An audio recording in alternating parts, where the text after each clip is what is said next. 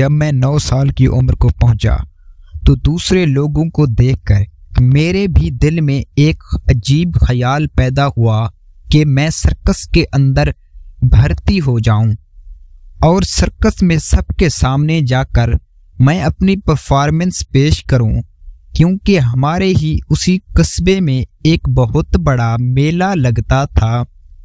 کوئی 13، 14، 15 جنوری کو یہ بہت بڑا میلہ لگتا تھا اور اس میلے میں بڑے بڑے سرکس والے لوگ آتے تھے اور اپنے رنگ دکھاتے تھے۔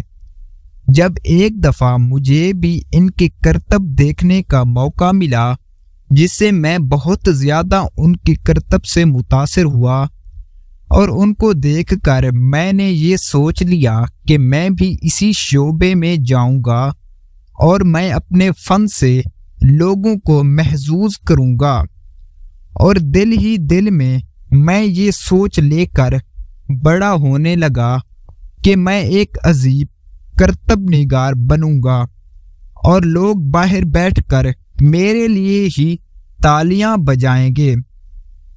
تو ایک دن جب میں نے اپنے گھر میں اپنے گھر والوں کے سامنے یہ خواہش بیان کی کہ میرا بھی ایک شوق اور خواب ہے کہ میں سرکس میں اپنے کمال دکھاؤں گا، تو میری نانی بھاگ کر کے ہنسی اور کہنے لگی، تم ذرا اپنی شکل تو دیکھو، تم ہی سرکس میں کام کرو گے۔ تو یہ سن کر میری جگ ہنسائی ہوئی اور میں ہزیمت سے دوچار ہوا۔ میری ماں نے بھی کہا، او تم دفع کرو، تم تو بڑے ہو کر ایک عظیم ڈپٹی کمشنر بنو گے، تم نے ہی سرکس میں جا کر کیا کرنا ہے، جاؤ اس میں بھرتی ہو کر کیا کرنا۔ یہ باتیں سن کر میرا دل بڑا سا بجھ گیا۔ وہی ماں جس نے مجھے اتنی محبت باد و باران کے طوفان میں امان اور آسائش عطا کی تھی، وہ میری ہی خواہش کا مخالفت کر رہی تھی۔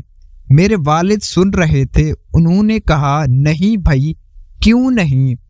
اگر اس کے اندر ایک صلاحیت ہے تو اسے بالکل ہی سرکس میں جانا چاہیے، یعنی سرکس کے اندر ہونا چاہیے۔ اپنے والد کی بات سن کر میں بہت خوش ہوا۔ اب ایک میری ماں کی مہربانی ہی تھی کہ ایک والد کی اپنی طرف مہربانی۔ میرے والد بڑے ہی شفیق، پیار والے اور رئیس آدمی ہی تھے۔ انہوں نے صرف مجھے اس سرکس کی اجازت ہی نہیں دے دی تھی، بلکہ میرے لیے پریکٹس کے لیے ایک ڈرم جو کہ تار کول کا بنا ہوا تھا، اس کو لال پیلا کر کے اور پیلا پینٹ کر کے بھی میرے لیے وہ لے آئے، کیونکہ اس ڈرم پر پیلا پینٹ کرنا لازمی ہوتا ہے، اور کہنے لگے کہ اس پر چڑھ کر آپ کو دوڑنا ہوگا، آپ کو یہ ڈرم منظور ہے یا نیا لے کر دوں؟ میں نے کہا ہاں منظور ہے۔ چنانچہ میں اس ڈرم پر پریکٹس کرتا رہا۔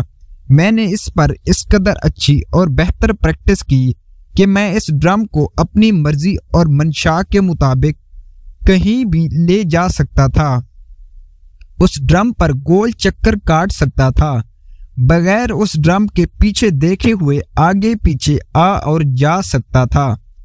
پھر میں نے اس ڈرم کے اوپر چڑھ کر ہاتھ میں 3 گیندیں ہوا میں ہی اچھالنے کی اور واپس پکڑنے کی پریکٹس کی۔ وہاں پر میرا ایک دوست بھی تھا، وہ درخانوں کا لڑکا جس کا نام محمد رمضان تھا، اس کو بھی میں نے اس پریکٹس میں شامل کر لیا، کیونکہ اس کو بھی یہی بننے کا خواب اور شوق تھا۔ اچھے چھویرے اور خوبصورت بدن کا مالک تھا۔ وہ مجھ سے بھی بہتر کام کرنے لگا۔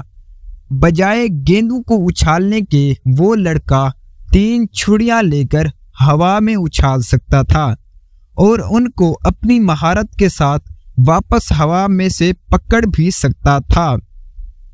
اسی طرح وہ اپنے خواب کو پورا کرنے کی غرض سے ہم دونوں اسی ڈرم پر چڑھ کر اپنا یہ سرکس لگاتے رہتے تھے۔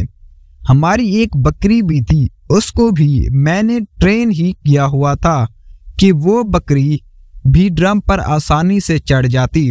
تو ناظرین، ہمارا ایک کتا بھی تھا، وہ لمبے بالوں والا ایک روسی نسل کا کتا تھا۔ اس کو ہم نے بہت کافی کچھ سکھایا، لیکن وہ کتا یہ نہ سیکھ سکا کہ کیسے ڈرم پر چڑھا جاتا ہے۔